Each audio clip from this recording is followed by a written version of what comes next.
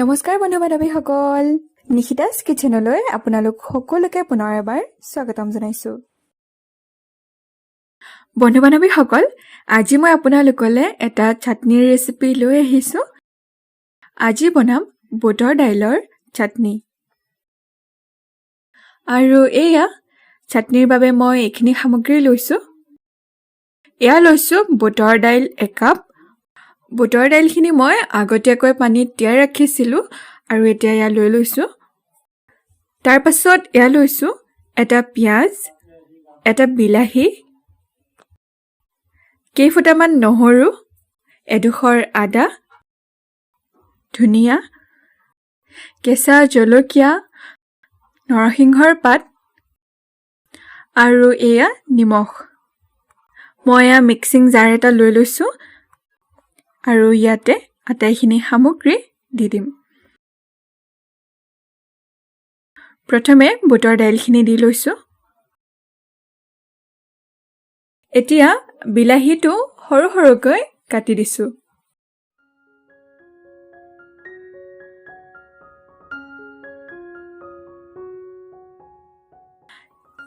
ঠিক একেদৰে পিয়াজটো মই সৰু সৰুকৈ কাটি দিছো।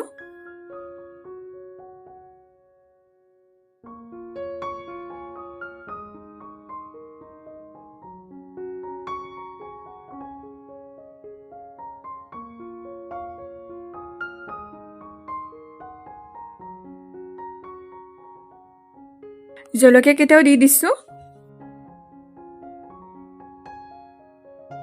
ধনিয়াখিনিও এনেকৈ দি দিছো আৰু এয়া নৰসিংহ পাতখিনিও এয়া মই দি দিছো।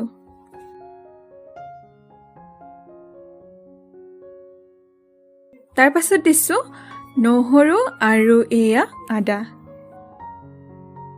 শেষত এতিয়া দিছো নিমখ, সোৱাদমতে নিমখ দিছো। তাৰ পাছত অলপমান পানী ইয়াতে মই দি দিছো।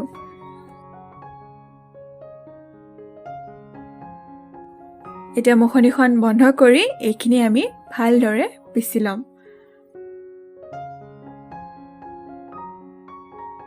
এয়া মই ভালদৰে পিচি ল'লো।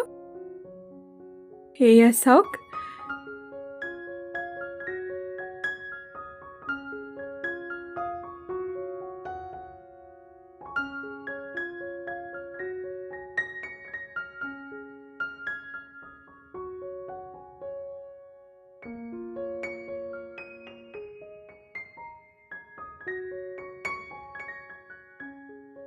এয়া আমাৰ বুটৰ দাইলৰ চাটনি তৈয়াৰ। আপোনালোকেও এইদৰে বুটৰ দাইলৰ চাটনি তৈয়াৰ কৰি খাওক। আশা কৰোঁ আপোনালোকে নিশ্চয় ভাল পাব। পুনৰ নতুন এটা সহজ আৰু ইণ্টাৰেষ্টিং ৰেচিপিৰ সৈতে আপোনালোকক লগ পাম। আজিলৈ আহিছোঁ। ধন্যবাদ।